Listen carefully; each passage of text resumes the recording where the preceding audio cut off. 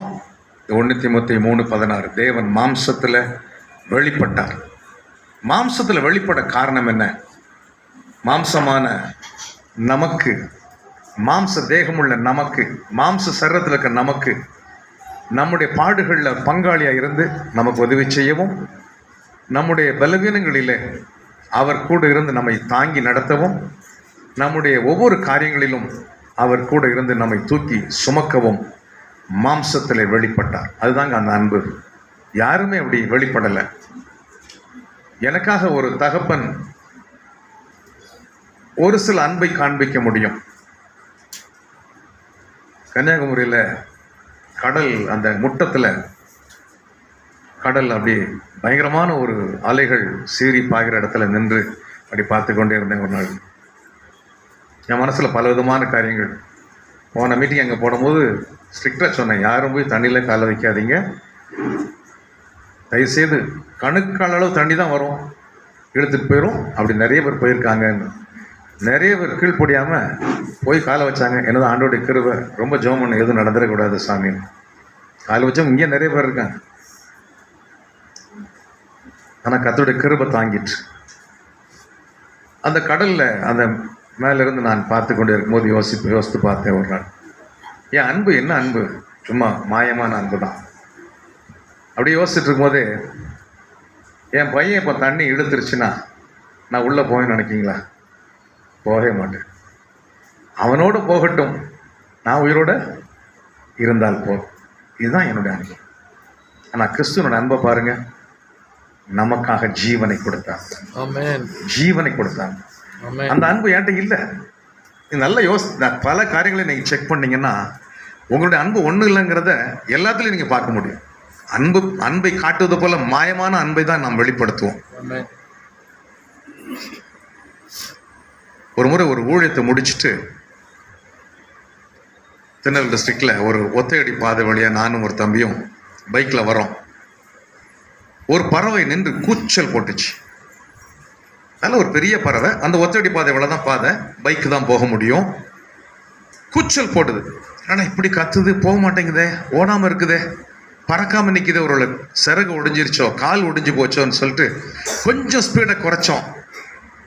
கிட்ட வந்த உடனே அந்த பறவை பறந்துருச்சு. ஆனால் பறக்கும் போது அந்த செட்டைகளுக்கு கீழ் வைத்திருந்த 5 குஞ்சுகளை விட்டுட்டு பறந்துருச்சு. அப்போ அதோடைய அன்பு பார்த்தீங்களா? தன்னை காப்பாற்றணும், குஞ்சுகளை காப்பாற்றுறதுக்கு மனசு இல்லை. இதுதான் அன்பு. உலக அன்பு இதுதான், மிருகத்தின் அன்பு இதுதான், தாயின் அன்பு இதுதான். அதான் சொல்றாரு, ஸ்திரீயானவள் கற்பத்தின் பிள்ளைக்கு இறங்காமல் பாலகனை மறப்பாளோ மறப்பாள். 470 பிள்ளைகளை வீட்டில் வச்சு பராமரித்தேன் 2021 வரைக்கும், அப்பா அம்மா இல்லாத பிள்ளைகளை. இந்த பிள்ளைகள்கிட்ட ஒவ்வொரு பிள்ளைகளுடைய ஸ்டேட்மெண்ட்டை கேட்டால் உலகத்தில் ஒன்றுமே கிடையாது.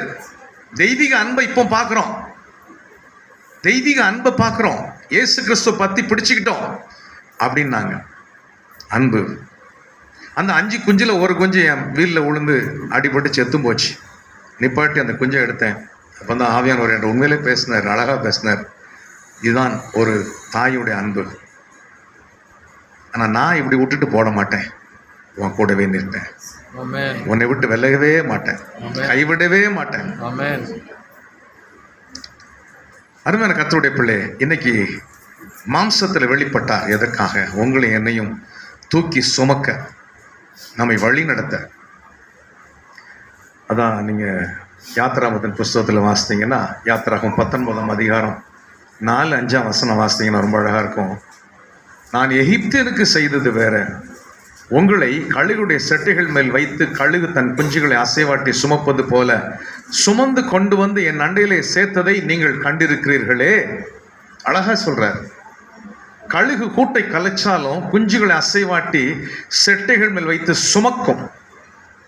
இன்னைக்கு உங்களை என்னையும் கர்த்தர் என்ன பண்றாரு? சுமக்கிறார்.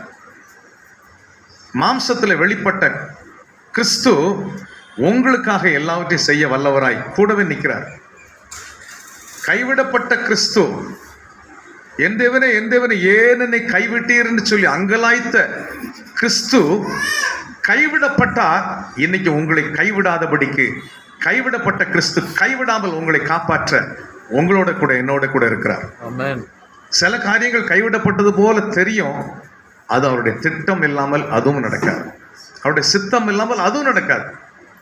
அவருடைய சித்தம், அவருடைய காரியம், அவருடைய மேன்மை மகிமைக்காக சில காரியங்களை செய்வார். நம்ம அதை ஏன்னு கேட்க நமக்கு சில அதிகாரம் கிடையாது. அதான் அழகா எபிரேயர் 2ஆம் அதிகாரத்தில் 14, 15 வசனத்தை நீங்கள் வாசித்தீங்கன்னா, பிள்ளைகள் மாம்சத்தையும் இரத்தத்தையும் உடையவர்களாக இருக்க, வாசிங்க பார்க்கலாம். எபிரேயர் 2, 14, 15. ஆதலால் பிள்ளைகள் மாம்சத்தையும் இரத்தத்தையும் உடையவர்களாக இருக்க, பிள்ளைகள் மாம்சத்தையும் இரத்தத்தையும் உடையவர்களாக இருக்க, அவரும் அவர்களைப் போல மாம்சத்தையும் இரத்தத்தையும் உடையவரானார். மாம்சத்தையும் இரத்தத்தையும் உடையவரானார். மரணத்துக்கு அதிகாரியாகிய பிசாசானவனை தமது மரணத்தினாலே அழிக்கும்படிக்கும், தம்முடைய மரணத்தினாலே அழிக்கும்படிக்கும், ஜீவ காலமெல்லாம் மரண பயத்தினாலே அடிமைத்தனத்திற்குள்ளானவர்கள் யாவரையும், ஜீவ காலமெல்லாம் மரணத்தின் பயத்தினாலே அடிமைத்தனத்துக்கு உள்ளான எல்லாரையும் விடுதலை பண்ணும்படிக்கும் அப்படியானார். அல்லேலூயா. இன்னைக்கு உங்களை என்னையும் மரண பயத்திலிருந்து விடுதலை பண்றாரு. உங்களை என்னையும் விடுவிக்கிறாரு. மாம்சத்துல ஏன் வெளிப்பட்டார்? பிள்ளைகள் மாம்சத்தையும் ரத்தத்தையும் உடையவர்களாக இருக்க. உங்களுக்கு எனக்கும் மாம்சம் ரத்தம் இருக்கிறதுனால அவரும் மாம்சத்தையும் ரத்தத்தையும் உடையவராய் மாறினார். உங்களை போல தன்னை மாற்றிக்கொண்ட ஒரு தேவாதி தேவன் எவ்வளோ அன்பு இருந்தால் அப்படி மாற்ற முடியும்? எவ்வளோ அன்பு இருந்தால் உங்களுக்காக தன்னையே மாற்றி அமைத்து உங்களுக்கு உதவி செய்ய வல்லவராய் இன்னைக்கு நிற்கிறார் என்றால் அதுதான் அவருடைய மகிமை. அல்லேலூயா. அந்த கல்வாரியின் மகிமை அதுதான். இயேசு கிறிஸ்துவின் ரத்தம் இருக்கு பாருங்க, இந்த ரத்தம் தாங்க மகிமை நமக்கு. சிலுவையில் எல்லாத்தையும் பாடுகளை அனுபவிச்சு ரத்தத்தை சிந்தினார். அந்த ரத்தம் தான் நமக்கு இன்னைக்கு மகிமையான ரத்தமா இருக்குது. The blood of Jesus is the unlimited credit card for all.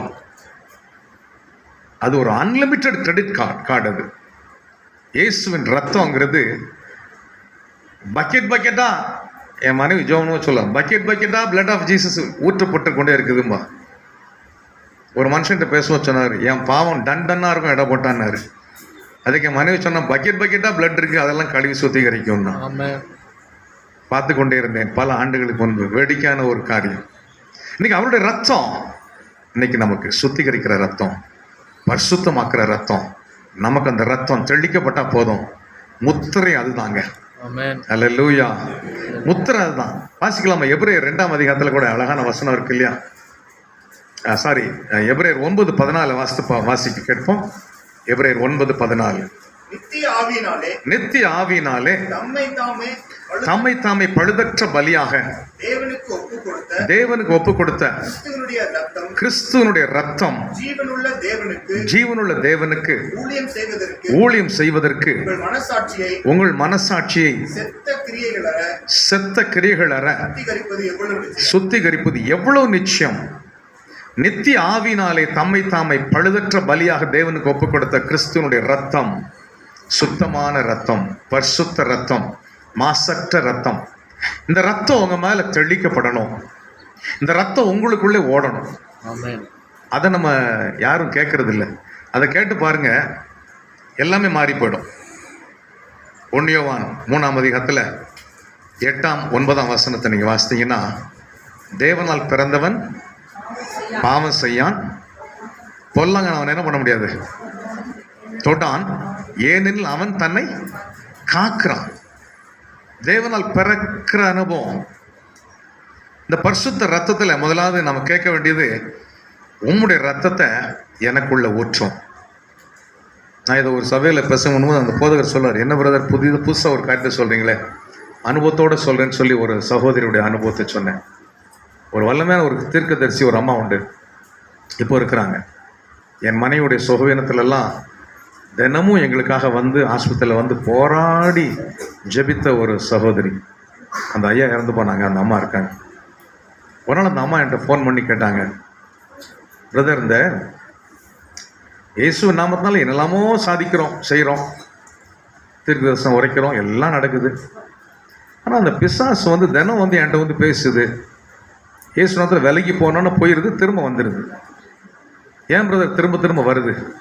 ஏன் நம்மகிட்ட எதுவும் ஃபால்ட் இருக்கா, என்ன விஷயம் அப்படின்னா கொஞ்சம் சொல்லுங்களேன். நான் உடனே சொல்ல முடியாது, எனக்கு ஒரு 2 நாள் டைம் வேணும், நான் ஜெபிக்கிறேன், ஆண்டவர்கிட்ட கேட்குறேன். எனக்கே புதுசாக இருக்கு.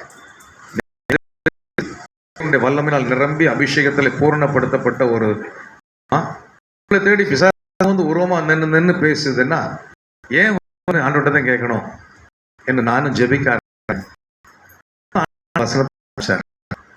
என்னால ஒன்று உண்டு. தகப்பனுடைய ரத்தம் நமக்கு வரைக்கும் பூர்வீகமான பரம்பரை பலவீனம், பரம்பரையை அவர்கள் செய்த அக்கிரமங்கள், இதனுடைய காரியங்களை நாம் சுமக்க. ஆனா இந்த ரத்தத்தை கேன்சல் பண்ண முடியும் என்பது தேவனால் பிறந்த எவனும் பாவமே செய்யானா என்ன பார்ப்போம்.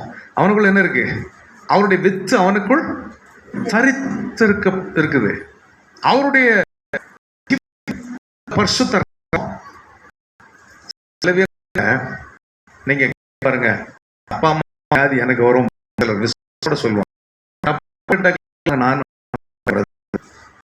தான் அவன் வாயின் வார்த்தையினாலே அவனுடைய விசுவாசம் படி அவனுக்கு ஆகுது.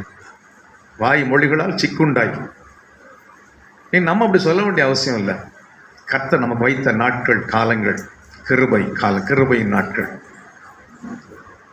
உம்மால பிறக்கிற அனுபவம். அந்த அம்மாட்ட சொன்னேன், நான் ஜபிக்கும் போது ஆவியான சொன்னார், அந்த பேய் வந்து நிற்கிறதுக்கு, பிசாசு வந்து நிற்கிறதுக்கு காரணம் அந்த அம்மாவோட போனார், பெரிய ஒரு ஆலயத்தை கட்டினாரு. இப்போ அதை வெள்ளடிக்கிறதுக்கு இல்லை, அது அப்படி பழுதா. இப்போ ஆவிகள் வந்து போராடுது. எதுக்கு போராடுது? தகப்பனுக்கு வாரிசு நீதான் எனக்கு செய்யணும்.